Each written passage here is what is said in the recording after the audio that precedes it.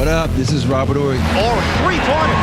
Buries it! You might know me as Big Shot Bob. To Ory for three. Oh, unbelievable. This guy is off the charts. What's going on, Big Shot Bob? Robert Ory from downtown. All right, here we go. Bonus show, shoot around. Welcome to it. If you ever have a question for the show, send it on to @BigShotBobPod. Pretty much all over the place. You can find Facebook, Instagram, X, Twitter, whatever the hell it's called. BigShotBobPod at Gmail. I want to start with a question from Ken. It was a question spread around the internet this week. It came to us. From Ken, quote, the Philadelphia 76ers should be ashamed of that tiny-ass statue they unveiled of Allen Iverson. How sad is that? Is it because it's outside the practice facility? Okay, here's the thing. Go ahead. I'm going to start this because I sent this to a friend of mine when I saw it because I watched the ceremony.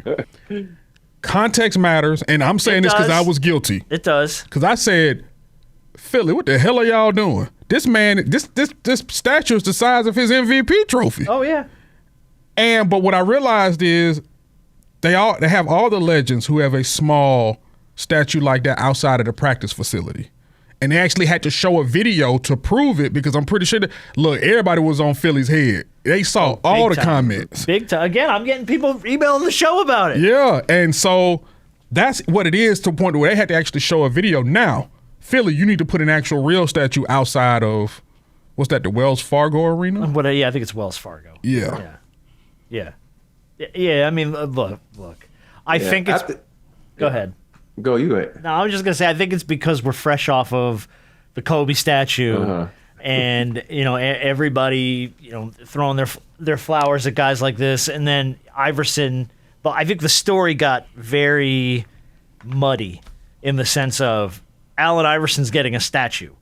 And it wasn't contextualized that he's getting a statue outside the practice facility where there's 10 other statues of Charles Barkley and Moses Malone and Dr. J, and they're all exactly the same. So, of course, it became just like media hellfire.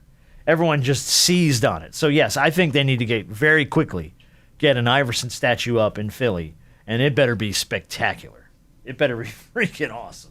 Yeah, it's weird because I agree with you, B, big time. When you're coming off the unveiling of Kobe's statue and all these other things, and you think about, all the statues of Jordan, whoever it is around the league, even you go to Dream statue, who dreamed because of his religion, he didn't want a statue of himself. He just used his jersey. The size of the statue, like when you first unveil, like, what the hell? But then you see, this is what they do. This is It's nothing like the disrespect. It's not like there's a huge Dr. J statue over here and they gave Allen. So it's in reference to what they do there. So I was like shocked too, because I didn't know that either. And then I was like, and I started looking. I'm like Moses, because I knew Moses. I'm like, everybody's like that. So, Moses, but if you really think about it, it's almost like those like the Asian, those little, what they call those warriors that they have, like in those, they have samurai. All out, those samurai warriors. It's like that, they have all their little warriors. Oh no, you're talking about the terracotta soldiers that they have like all lined up, and okay, what you're talking about. Yeah. So that's kind of cool that they did it that way. That way they can like put more statues of more people and spend less money. Well, and it's a practice facility. This isn't outside. I mean, come on. Yeah. I get it. It's in Camden. Right. People aren't going to the practice facility unless you want to go down that little walk and see those statues. Yeah. And at the end of the day, as long as Allen Iverson is happy with it, we should be happy. See, I think part of it was there was a lot of reaction shots of Iverson where people were screen grabbing and putting out where he was just kind of like, huh? You know what I mean? Like a little taken aback, and everyone's like, oh, look, even he's upset about how small the statue is. And, no, I think Iverson knew. I mean, I would imagine so. He's seen that facility before. He knows. Practice? Yeah. You go to practice? But that is ironic because even if that was the only statue that they put outside of that, the irony of that, the man had all the problem in the world with practice. Yeah, practice. Yeah. We put a statue of him in front of practice. Right. That's perfect. All right, I do want to mention this quote from Kevin Durant, and then we have a lot of other stuff to get to. Durant says staying away from floppers and crash dummies is the reason he was able to stay healthy this season. Quote from Durant, no players flopped into my legs this year. The last 2 years I had my teammate flop into me and an opponent flop into me 2 straight years that caused me to get MCL injuries. If it wasn't for that, I probably would have been out there the same amount of games, but I'm glad nobody flopped into me. Just stay away from the crash dummies. You know, the dudes who try to sell calls and don't mind hurting people by diving on the floor trying to sell a call. I know who those guys are, and I try to stay away from them. Oh, you know who those guys are. You know, it's like there's certain guys that have always been in the league. You're like, okay, I know he's coming. Keep your feet moving. If he comes toward you, jump. That way you fall on top of him and not. Are you serious? Is that like prevalent to the point where you know those guys when you take the floor? Well, we used to call it the fake hustle guys. When they do that fake hustle where they're like diving for no reason at the ball. I'm like, dude, you have no chance in hell to get that ball. What the fuck are you doing? Trying to take somebody's legs out? Yeah, and so, you wait for those guys and you do the old people's elbow on them. And so that's what you do. When they dive. Give me the people's elbow one more time. I want to see it one more time. Yeah. Oh, man. Your people's elbow's wrist is broken. Oh, yeah. By the way, it has been fun, and I am not a wrestling fan. Yes. It's been super fun watching wrestling with The Rock back. And I know he's WrestleMania was away. nice. Holy cow, dude. I have not watched a second of WrestleMania in ages. And I watched the whole last 10 minutes like 5 times.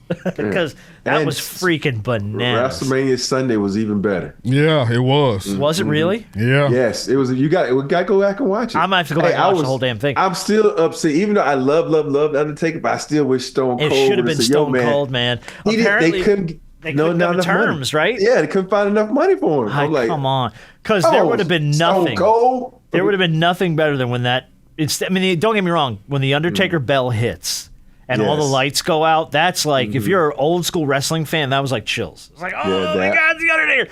If that would have been the glass shatter, glass breaking, the place would have gone sideways, and he'd have popped up underneath and bang, stun the Rock. That would have been, that place would have been on fire. Can I get a hell yeah? Hell yeah. Well, But that was the last time I watched wrestling. It was back in those days. Congrats to Cody Rhodes.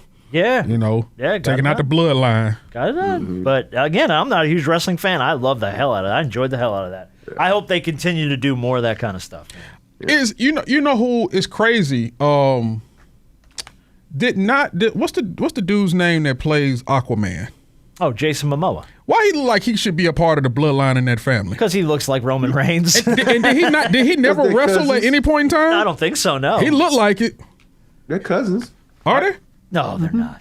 Are they? I would believe it. If you say that, I believe it. Look at you. Oh, they're cousins. No, not. And we're like, oh yeah, sure, of course they are. Can I tell you? Can They I all tell you look something? alike. Wait, no.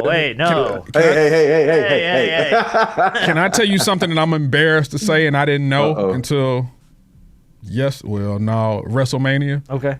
And obviously because I hadn't watched wrestling in a long time. Oh, I feel like there's a big reveal coming here. I didn't know Roman Reigns and The Rock were cousins. Yeah, that's why he's in Hobbs and Shaw.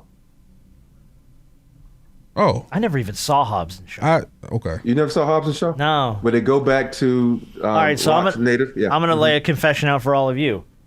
I've never seen any of the Fast and Furious movies. None of them. Not even the first one. None of them. I can't remember a lot of them. I've seen them, but some of them I can't remember them all. Never even seen them. Hey, I'm a confess. I love every last one of them. I love them. Okay. And I'm waiting for the 11th one to come out. And people are like, you still watch? I love them, man. Look, I'm not throwing shade. I'm just saying I've never watched one of them. And I'm not saying I refuse to. I just never have. I never want. I feel like I gotta go back to the beginning and watch the first one and work through them. But now there's like 10, 11 movies and there's spin-offs and like this is how my wife feels about Star Wars. That's why she won't watch anything with me Star Wars because she's like, I'm so far behind. I'm like 10 movies behind. That's how I feel with that. All right, I want to talk really briefly about Scottie Scheffler. Won the Masters. Second time in a row, or not in a row, sorry, second time in 3 years. So congratulations to him. Good dude. Here was the point of contention this week. His wife was pregnant with their first child.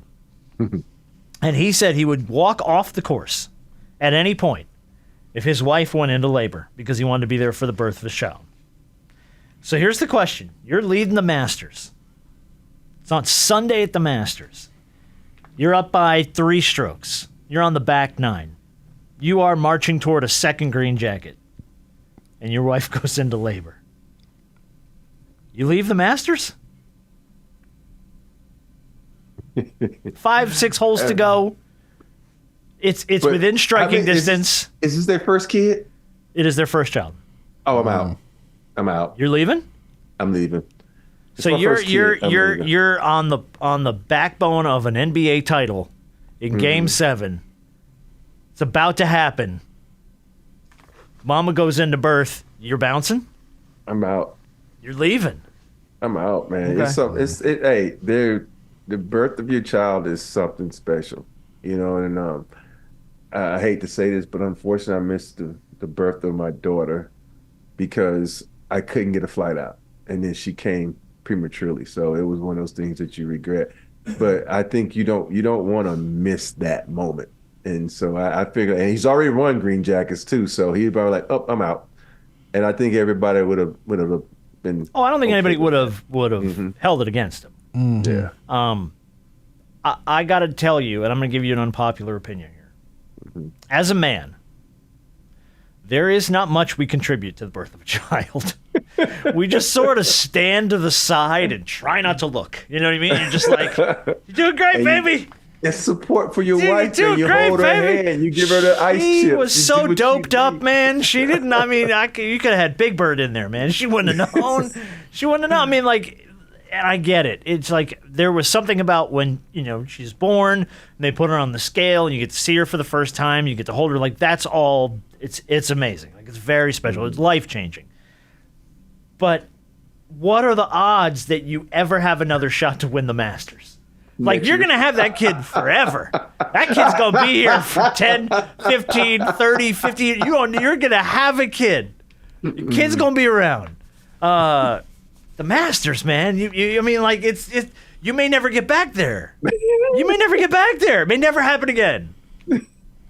I don't know. I don't know. I'd probably finish the round and run home. Go down the hall. No one's going down the hall. Shut up, man. Shut your mouth. We ain't doing that. But I put it to I you ain't like dragging this. my wife in here. No. I put it to you like this. There have been many times where I think athletes have been in these type of moments where there'd be, high stakes playoff games, finals games, or whatnot, and their wives or girlfriends or whatever have gone into labor, and they've had the discussion with their significant other prior to things. Yeah. Like if you're dating an athlete, like that's one of the things that you're going to have to talk about, because especially if they are really, really good, they're all-star caliber, all NBA. Oh, like the day that they get into the finals or in the playoffs and you all decide to have a child and that birth and the delivery kind of lines up with like the finals or with the Masters. Like Scottie Scheffler had to get his delivery date and go, son of a bitch. Masters weekend? Right. That's when the child is due? But here's the thing, though. What they could have been like, okay, the Masters is coming up. Let's induce labor earlier. Yeah, I don't know. I don't know if that's something they were doing. Yeah, because Candace actually picked out her due date. Oh yeah, for Christian. And this was 20 years ago where you can do that shit. I know it's better nowadays. Yeah, but I think it's still, you have to be, I would assume you still have to kind of be careful about that depending on the woman, what it could do to her. Because it's not equal for every woman. Yeah. And what may have worked for one woman may not work for the other 2 or 3 women over here. It's how your body reacts to certain things. And I'm not going to touch this subject because it's about what women do. Because I don't know shit what they do. Oh God, no. I just know as a man in delivery, you don't contribute very much. So. Hey, I just know as a man delivery, you don't look under that blanket. Oh no. You stand back by the shoulder. And you hold your wife's hand, you look at her, and you tell her to breathe. Okay, babe, we got this. We got this. Even though it's all you, we got this. We got this. And when the doctor goes under the curtain, you avert your eyes. You just avert your eyes because you just don't want to. I'm not going to. I am very squeamish when it comes to certain things. They say you want to cut. I couldn't do it. My hands were like this. I couldn't do it. I couldn't cut the umbilical cord. Oh, the umbilical cord. Yeah. I had to do that. That's not fun. It's not fun. It's not. Everyone's like, hey, it's a rite of passage. Doc, and I'm like, no, it's not fun. Hey, I've probably been I picked this big-ass man up off my floor. Let's sweep him under the rug. Roll him out of here. All right, I want to bring it up because I feel like you will always be connected to this incident in the sense that you played in the finals during the OJ chase. So OJ Simpson passed away this week. I don't think a lot of people knew he had cancer, but he did. I think the OJ thing, the Bronco chase, is one of those iconic moments where people remember where they were and what they were doing. You have a weird instance in your life where you were on the floor in the NBA Finals when this was happening. So refresh my memory, because I think we've talked about it before. How did you guys find out what was going on in the OJ chase while you were playing in the NBA Finals? I'm telling you, it's like back in the day where we didn't have the technology they have for. No, because this is 1994, I think, right?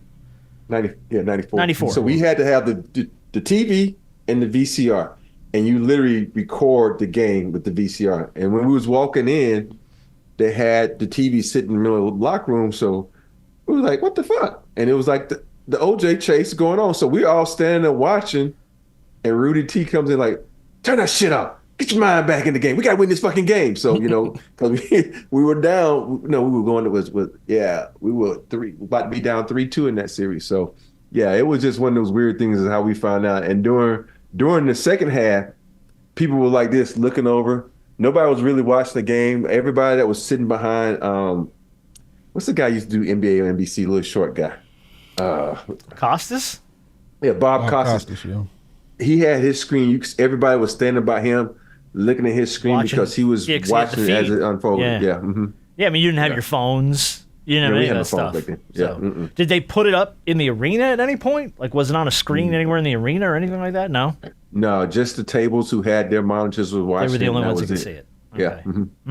And then what'd you do? Did you go home and then, like, rewind?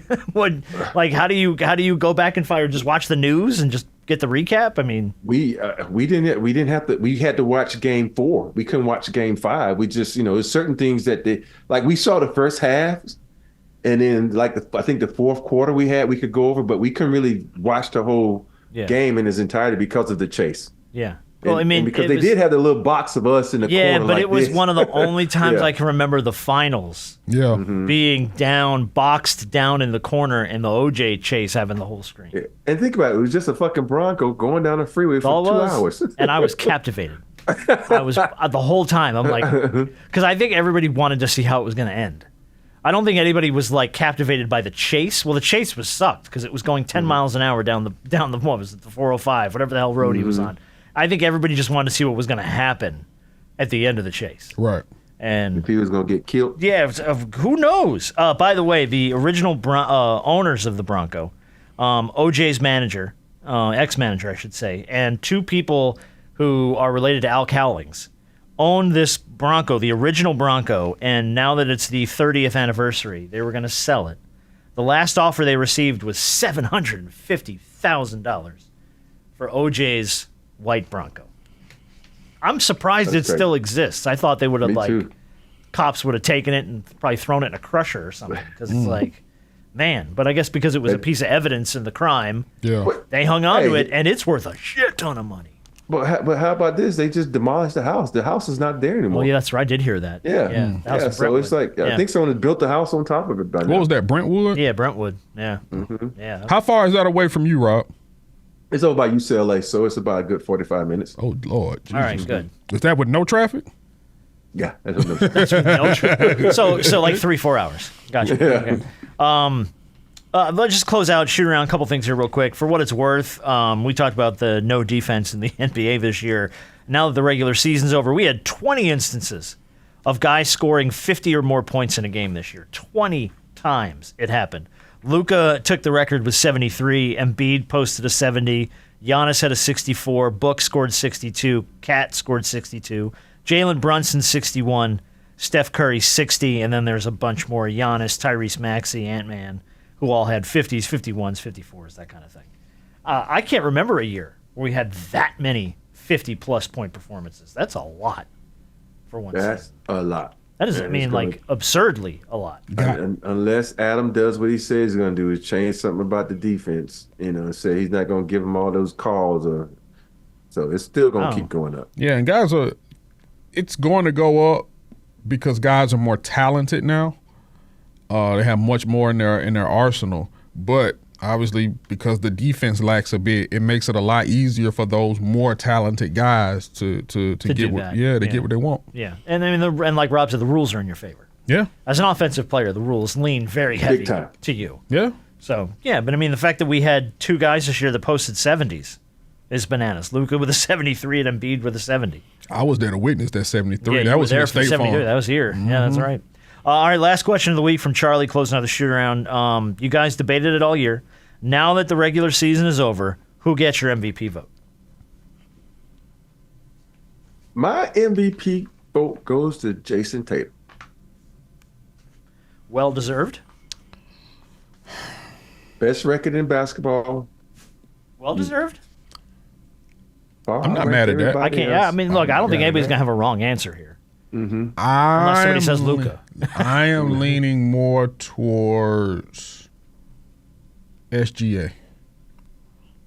Just for the simple fact that where they were last year, 40 and 42, to then get, obviously I know it came down to the last game in a 3-way tie, but to then you move all the way up to the number 1 seed and still having that young of a team. It puts you right there. Even though, Ant-Man was there for a second, and he deserves his flowers too. His time's coming, though. Yeah, his time's coming. I don't know if this was the season for Anthony Edwards. It could be next year. I 100% lean with you. For me, it's SGA. Mm-hmm. It's just because of where OKC finished and how they finished and the turnaround from last season. That's really, for me, that's the notes, right? That's what you look at when you're like, how much impact did you have on your team? Bam. I mean, it's flat out right there. He's at the top almost every scoring category, and that team had an exceptional turnaround. But for me, I think you be putting it like that's all SGA. I think it had a lot to do with Chet. Oh no, it's not all him. But I mean, he was I think the most key piece. But it ain't all Tatum. Like Jaylen Brown ain't no scrub. Hell no. No, but I'm just saying that. But for you to have the best record in basketball, knowing that you had how hard it is to repeat that, Yeah, but they play in the East, man. Yeah, but I don't want to hold that against them. I don't want to hold that against them. I know, but you beat you finished what? We talked about it on the Tuesday show. What, 14 games up on everybody? Yeah, but you play everybody though. Yeah, I guess that's true. But. It ain't like you're secluded to just playing everybody in the East. Yeah, no, I know. I got play everybody. Now, here's the thing. And plus for me, go ahead. You go ahead. No, the only thing I was going to say is, what was their record last year? Boston? Yeah. I don't know. Let's look it up. It was good. Yeah. I don't know how good. But we'll look it up here. And what I think is tough for Tatum is when you're continuously the number 1 seed in the Eastern Conference, whether you have the best record in the league or not, the level of pressure that you have on your shoulders consistently is what makes it tough to also win the MVP. Because now it's kind of like they were 57 and 25 last year. Okay, they were the number 1 seed last year. They were number 2. Number 2 behind Milwaukee, and they were 64 and 18 this year. Oh, yeah. Okay, so they didn't. So they were better. They were better. They were better. Yeah, damn, 7 games better. It's almost kind of like. It's almost kind of like if he wins the MVP, like we already say that they gotta win the title because their window, in a sense, they won 51 games the year before that. Yeah.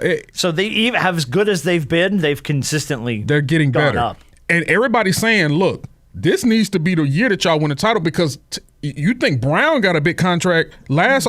Jason Tatum's getting paid this offseason. He's going to get broke off. Yeah. And I understand that we're going to do a whole show on that contract. You can't continue to pay all these guys, and they're already doing it. I know they're doing it, but eventually you rob it. Eventually you're just kicking the can down the road, and eventually if you're not taking advantage of the guys that you have and getting a title, at some point in time, people are going to start questioning, like, what are we doing here? Yeah, where's all this money going to? And I also want y'all to think about this.